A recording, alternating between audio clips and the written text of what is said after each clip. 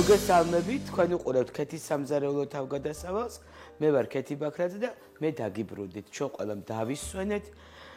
მე არ დამისვენია ვიმუშავე და დღეიდან ვიწყებ ჩემი ახალი იდეების თუ რაღაც ახალი რეცეპტების გაზიარებას, რასაკვირველია თქვენთვის. სწორედ ასეთი იქნება დღევანდელი ჩვენი ესეთი მენიუ. პირველი იქნება ძალიან საინტერესო კამამბერის ესეთი ყველის გამომცხვარი სალატი, რომელიც ამასობაში ჩვენ ვისვენებდით, მე არ ვისვენებდი გავხსენი ახალი რესტორანი და იქ არის ეს მენიუში. ეს იქნება ჟოლოთი, რაც ძალიან საინტერესოა ეს სალათი. შემდეგი კერძი იქნება ხორცის შემწვარი სტეიკი, მაგრამ რატომ არის ეს სტეიკი განსაკუთრებული? იმიტომ რომ მე ძლივს მივაგენ იმ соуს, რომელსაც ვეძებ უკვე 6 თუ რამდენი წელია, არ ვიცი, ეს არის ძალიან ცნობილი ფრანგული რესტორნის, პარიზში არის ასეთი რესტორანი, ასევე ჟენევაში და სხვადასხვა ქვეყნებშიც არის, ანტრიკოტი, რომელიც ცნობილია თავისი соусით. და ამ соуში ძალიან ბევრი კომპონენტია. და მე ბოლო-ბოლო ვიპოვე, ვეძებე და ვიპოვე ეს соуს და მინდა რომ თქვენც გაგიზიაროთ, რომ მართლაც ძალიან გემრიელი соусია. ეხლა დავიწყებ გაკეთებას, ჯერ რასაკვირველია დავამარინადებ სტეიკს. ასე მარტივად.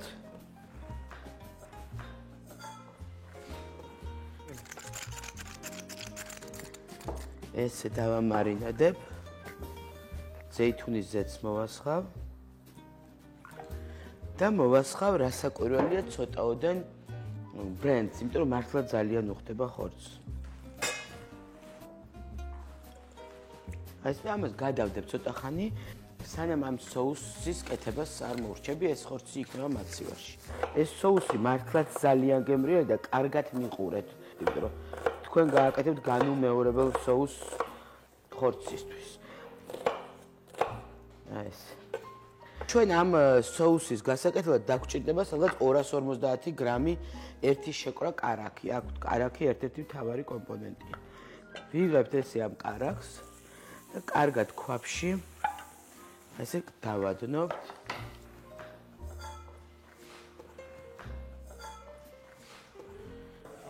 თუ შავთ ხახს კარგად კარაქში, ვამატებთ ესე ბაზილიკს.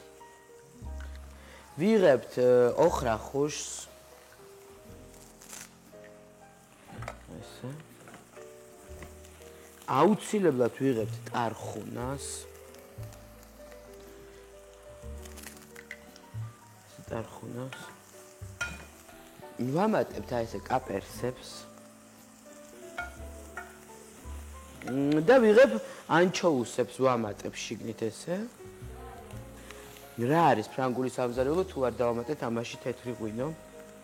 100-150 გრამი და ვამატებთ ესე დიჟონის მდოგვს. დაახლოებით 1 ჩაისკობს. ეხლა ეს კარგად წამოდუღდება. ეს დუღს ეხლა ამას გადავაბლენდერებ და ისევ დავადგავ ქვაფში. ადუღდა ახლა ეს მასა, გადმოვიტანე ბლენდერში და თავიდან ეს პირველ რიგში უნდა კარგად დავაბლენდერო. ეხლა უკვე ეს დაბლენდერებული მასა ესე ისევ გადმოვმა ქვაფში.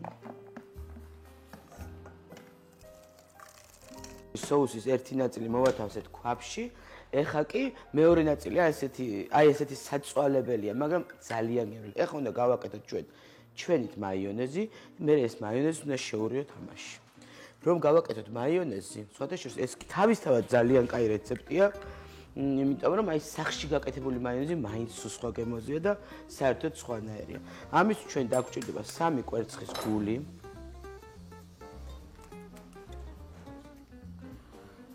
როგორ ვაკეთებთ ჩვენ მაიონეზს? აი ამ 3 კვერცხის გულში მიდის დიჟონის მდოგვი, ესე ერთი სრული სავსე კოვზი. ვუმატებ რასაკვირველია მარილს და პილპილს. ასევე დაგვჭირდება ცოტაოდენი შაქარი. სადაც ნახევარი ჩაის კოვზი. ერთ-ერთი მთავარი რის გამოც ესე ამოფუდება, ეს იქნება ზეითუნის ზეთი. ესე ვიწყებ.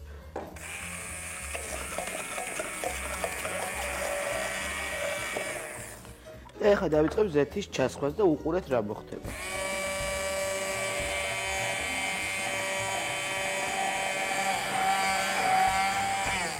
ნახეთ როგორ ამოფურდა.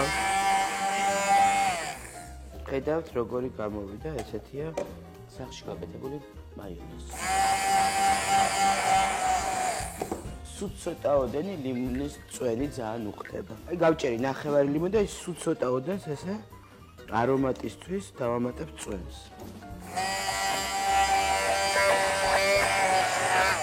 აი ესე მაიონეზი მზად არის. აი როგორი გამოვიდა ჩვენი სახში გაკეთებული მაიონეზი, აი ესეთი. ეხლა ზუსტად აი ამ მაიონეზს ერთ კოვს, ზუსტად სუფრის სავსე კოვს დავუმატებ სოუსს. ეხლა უკვე აი ამ დამატებულ მაიონეზს ვიწყებ აი ესე მორევას. აქ არ დაგავიწყეთ რომ მაიონეზში ხო ავთქვით გული. ეს კვერცხი უნდა ურიოთ. ამავე დროს უნდა დავუმატოთ ასევე კიდევ ერთი აი ესე 60 გრამი კარაქი და დავიწყოთ მორევა. აი ესე და ერთს ეს წამოდუღდება კარგად და ჩვენი სოუსი მზად იქნება და გადავალ უკვე სალატზე. უკვე მივხვდით ალბათ რომ რაღაცა ხორცს და სხვანაირი დამოკიდება ხორცს შევწავ აი სტუმრის მოსვლამდე. რაც შეეხება სტუმარს. დღეს ძალიან საინტერესო სტუმარი მყავს. ალბათ ფიქრობ რომ ერთ-ერთი ყველაზე საინტერესო ადამიანია ჩემთვის. თან აი სპეციალურად გადავწყვიტე მისთვის ასეთი მენიუს გაკეთება რომ ეს შემწვარი კამამბერი, ჟოლოთი და მდოგვის სოუსი და აი ეს სოუსი, იმიტომ რომ ეს ადამიანი ძალიან ბევრს მოგზაურობს, გურმანიც არის და მოკლედ მინდა რომ რაღაცნაირად შთაბეჭდილება მოვახდინო. ეს იქნება ბატონი გელა ჩარკვიანი. წამოდუღდა ეს სოუსი და კარგად უნდა იდუღოს. სტეიკისთვის სოუსი უკვე დავამზადე, გადავედით ახლა სალათის მზადებაზე. მე დამჭირდება ცოტაოდენი ასეთი ფოთლები, რომანა, რომელიც მე ძალიან მიყვარს. ხრაშუნა კარგი ფოთლებია. ასევე დამჭირდება რუკოლა.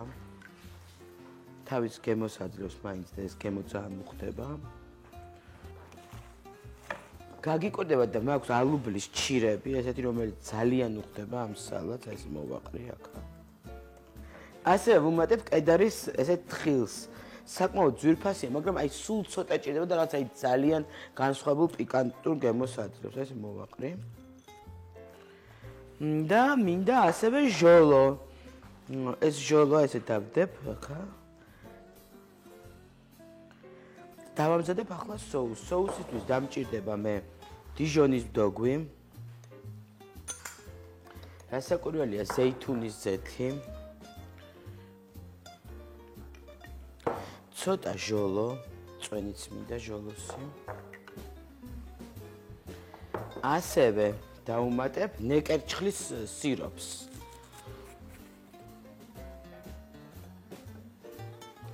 და ცოტაოდენ ლიმონს. აი ესეთი სოუსი გამოვიდა. ნახეთ როგორია საკმაოდ რაღაცნაირი სითხელი აქვს და თვითონ ამ ჟოლოს სოუსმა და წვენმა მიცა აი ძალიან კაი კონსისტენცია. დროებით დავდებ ესე არ მოვასხავ, იმიტომ რომ ეხლა უნდა გადავიდე შემდეგ ეტაპზე, რაც არის ამ სალათის ძირითადად მთელი ხიბლი, ეს არის რომ ეს ყველი კამამბერი. ეხლა მე უნდა გამოვაცხო ღუმელში ერთი 10-15 წუთით. აი ეს ყველი ასეთი რბილი ყველია საკმაოდ, ამიტომ ღუმელში უნდა შევდოთ უკვე სადღაც 180 გრადუსზე და ერთი 10 წუთით. არც უნდა დადნეს ძალიან და არც უნდა იყოს მაგარი. აი ოდნავ უნდა დაბილდეს და გაფუფულდეს, ასე ვთქვათ. 180 გრადუსზე. გადავედით უკვე ხორცის შეწვაზე. ესე ვიღებ აი ამ ნაჭერს. ვიცი უკვე მაყურებლისგან ძალიან ხშირად გამიგია რომ მოგწონთ ჩემი სტილი, როგორც ვაკეთებ აი ამ ხსნი. სწორედ ასე ვხსნი ახლა ამ სტეიკს. აი ესე და ვიწყებ შეწვას. აი ასე დავიწყეთ.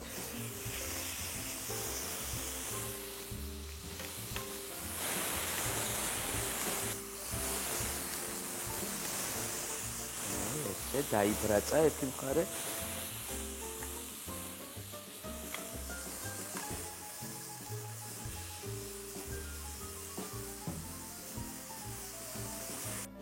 მე დავბრუნდი უკვე, როგორც ხედავთ, ჩემს სტუმართან დავბრუნდი. დილა მშვიდობისა, ძალიან მიხარია, რომ ჩემთან ბრძანდებით სტუმრად, იმიტომ რომ აი ერთ-ერთი ყველაზე საინტერესო ადამიანი ხართ ჩემთვის. დიდი მადლობა ასეთ სიტყვებისათვის. დილით განსაკუთრებით სასიამოვნო ახლა კათინაურების გაგონება, იმიტომ რომ მე მთელი დღე კაი ხასიათზე ხარ კაცი. დღეს გვაქვს ჩვენ ესეთი სხვათა შორის ესეთი ქართული გაკეთებული ეს კამამბერი არის, რომელიც საქართველოში მზადდება არანაყიდი და ჩამოტანი აქვე მზადდება, ნეკერჩხლის соусით, მდოგვით და ჟოლოთი, გამომცხვარი კამამბერი და შემდგომ გაქვთ სტეიკი მწვანე ძალიან გემრიელი соуსით და მე გავიგე რომ თქვენ გიყვართ соусების კეთება და მართლა მზადებით, არა, კეთება იმდენად არა, რამდენადაც მიღება. მოკლედ соусები მიყვარს. მე ხა სალატს დავამზადებ, უბრალოდ ბოლო აკორდი უნდა გავაკეთო, აი ეს გამომცხვარი კამამბერი უნდა დავადო ამ სალატს და ახლა მოვა. გამოვაცხე ღუმელში, ახლა ესე დავჭრი უკვე აი კარგად დაარბიო და ეს ორად გავჭრებით. და ეს არის соуსი ესეთი, დოგვი არის, ნეკერჩხლის სიროპი, თვითონ ჟოლოს წვენი და ჟოლოები, ეს ამოურე. როგორც მოგიყევით ადრე უკვე ერთ გადაცემაში, მთავარია, როდესაც სალატს ვაკეთებთ, ბევრჯერ ამოურიოთ, რომ ეს соуსი კარგად გაუჯდეს ამ ფოთლებს. ეს და ახლა ამას ესე. ესე მინდა რომ ჟოლოები მოვაყოლო და ეს.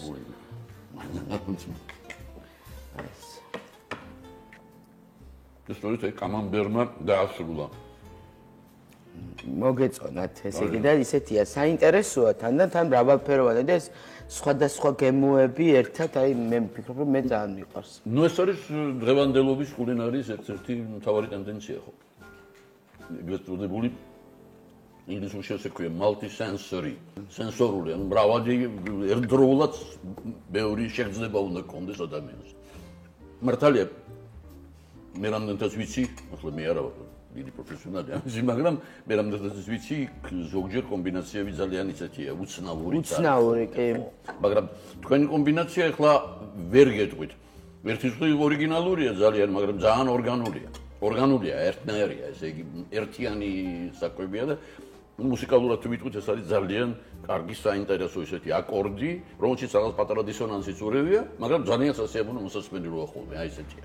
ეს ახლა თქვენ რაც მითხარით, ეს ჩემთვის ძალიან დიდი კომპლიმენტია, იმიტომ რომ სულ ესე ვთქვი, რომ სხვადასხვა ინგრედიენტი იყოს და ეს ისე შეიკრას, ერთად რომ ზედმეტი სუნელებით ესენი არ დაგჭერს, რომ ყველაფერს თავის გემო გქონდეს. ეს არის ხოლმე ჩემი ასე ვთქვათ ამოცანა. არა, ძალიან სრულია. განსაკუთრებით როცა კამამბერი დავაყო. ეს სტეიკი ამ მწვანე соусით, რომელიც დიდი ხანია ვეძებდი ჩემში, აი ეს როგორ მიმეღო ის გემო, რომელიც ძალიან მომწონდა ერთ რესტორანში და ხანდას ვამატებდი ხანას და მე მგონი მივედი იქამდე, როგორც მინდა რომ იყოს. აი სრულყოფილი соуსი, რომელიც თქვენ გიდოდეთ, მიღწეულია? მიღწეულია? რა შესაძლოა იცით, ჩემი საყვარელი საჭმელიც მე საერთოდ რა მაქვს იცით ხასიათში. ჩემს უფრო ადვილია თქვა რა არ მიყვარს, ვიდრე რა მიყვარს, იმიტომ რომ მე ვჭამ ყველაფერს ფაქტობრივად, რაც კი კარგადაა გავკეთებული. ესე იგი კარგად მომზადებული. მაგრამ ვიცი რომ არ მიირთმევთ წიწიბურას. მართალი ხარ. ერთადერთი რასაც არ ვჭამ წიწიბურას, ეს არის წიწიბურა და კიდე ნუ ეხლა როდესაც თავაზობენ სადღაც საზღვარგარეთ ძალიან ეგზოტიკურ რაღაცას, ზოგჯერ უარს ვამოწმ, მაგალითად ხლა მოგეხსენებათ პეკინის იხვის შესანიშნავი ჩინური საჭმელი, მაგრამ ნამდვილი ძველებური გარნირი მისი არის მორიელები. ხო და ერთხელ მე მახსოვს რომ ახლა მოხალულ მორიელს მაპატია ვერ შევჭამ. ნუ ჩიფსივით არის მართალია, მაგრამ ისე რომ არის რასაც ვერ ჭამ, მაგრამ რაც მიყვარს უცე მიკითხები. არა ეს არის სტეიკი პრინციპში, ან აი ფილე მინიონი თქო სუპი ქვია, რომელიმე соуსის ქვეშ. ახლა ჩვენ ვაკეთებთ სახში უფრო სოკოს ჟულიანში. მაგრამ ეს ძალიან საინტერესო და ცეთი მაინტრიგებელი გარეგნობა და სუნი აქვს ამას. ისე რომ მოდით ვნახოთ.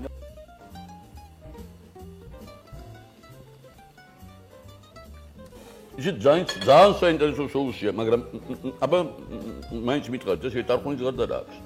იმიტომ მე ტარხუნა ვიგზენი, მაგრამ სხვა ყველაფერი ისეთ ვერ. ტარხუნის გარდა აქვს ბაზილიკი, აქვს ოხრახუში, აქვს კაპერსები, აქვს კარაქი, აქვს ღვინო მდოგვი, ანჩოუსები. არა, ძალიან კარგია, შედევრია რასაკვირველია ესეც. ესეც შედევრია, უნდა გითხრათ პირდაპირ. ესე იგი თქვენ ორი შედევრით გამიმასწრებთ დღეს. არა, ეგრეა. ეგრეა. გავწითლდი უკვე, ძალიან დიდი მადლობა, მაგრამ ეს ჩემი შედევრი არ არის. იდეაში ეს არის ის შედევრი, რომელიც ძალიან მიყვარს და მე რაღაცნაირად ვიპოვე როგორ გავაკეთე. დღევანდელ დღეს ალბათ კულინარია არის, ესე იგი, ხელოვნების ერთ-ერთი ყველაზე ისეთი, ну, არა მარტო პოპულარული, არამედ მნიშვნელოვანი დარგი. ნამდვილად ხელოვნების და შემოქმედებითია ძალიან, არა? შემოქმედებად არის აი ზუსტად პროცესი შემოქმედებითია. ესე იგი, ირჩევ ვარიანტებს, ჯერ გენერირება ხდება ვარიანტების, მერე ამ ვარიანტებიდან ირჩევ ამას აკლებ, ამას უმატებ, ესე იგი, ზუსტად იგივე პროცესია, რაც თქვა წერა, იგივე რაც მუსიკის წერა და ასე შემდეგ. ეხლა უფრო დემოკრატიული ხელოვნებაა, ვიდრე სხვა ხელოვნება. თუ მაგალითად ლიტერატურა აიღე და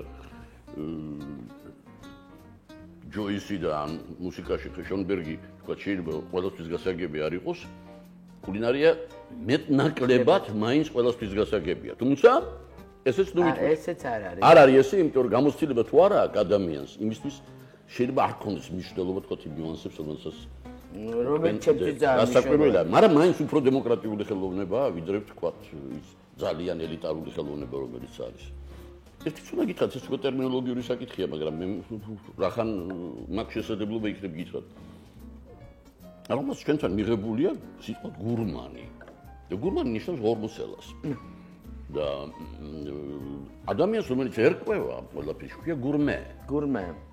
და არ ვიცი, მინდა რომ შემოვიდეს ესა და მაგალითად ჩვენ ჟურნალებში და ასე შემდეგ გურმანი კი არის ეწოდება გურმე. მე მგონი ეს შემთხვევით მოხდა უბრალოდ იმიტომ რომ რუსებმა გადმოიღეს გურმანი როგორც ადამიანი რომელიც ერკვევა საჭმელში და ამის შემდეგ უკვე ჩვენს გადმოვიღეთ, მაგრამ მე ჩემთვის უწოდებ გურმეს, იმიტომ რომ ну არ ვიცი ვერ ყვევი თუ არა ეს უკვე თქვენი დასადგენია, მაგრამ აი თქვენთან როგორ არის მაგალითად არის რომ აი რაღაცა ისეთი სახში ვინაკეთებდა აი მე ვიღაც ის რეცეპტი ისეთ რა არის მე ყველა საფუძველი მქონდა იმისთვის რომ ჩამოყალიბებულიყავი როგორც გურმე.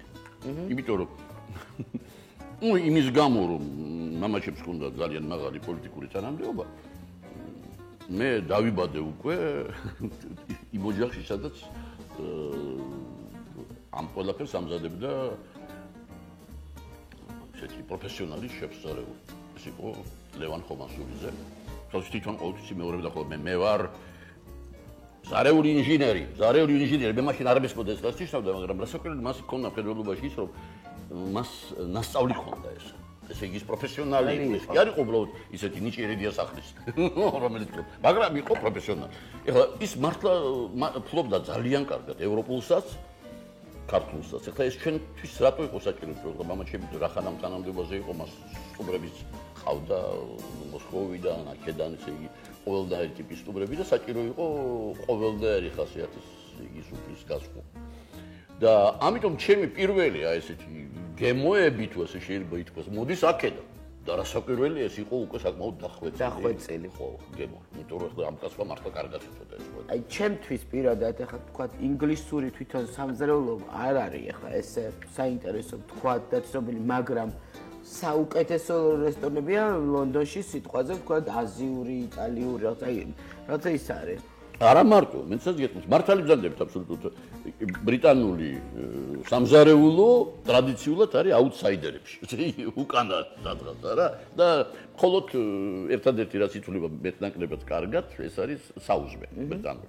მაგრამ საქმე ისაა, რომ დღევანდელი ბრიტანულიც, ეხლა თქვენ ახსენეთ თქვა რესტორნები, კარგი იტალიური და ასე შემდეგ, დღევანდელი ბრიტანულიც უკვე საკმაოდ საინტერესოა. იმიტომ რომ ვაიღოთ ეხლა დღეს ყველაზე ისეთი მნიშვნელოვანი შეფსარეულები ვაიღოთ სოფლიოში ინგლისელები.